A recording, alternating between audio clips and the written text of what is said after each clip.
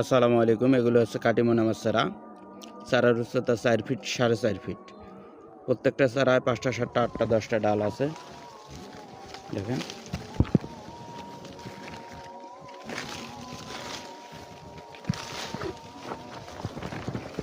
চারা গোছা অনেক সুন্দর।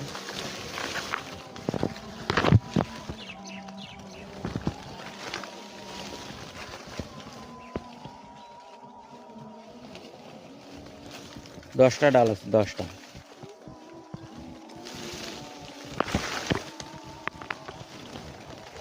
সব কাটিমন।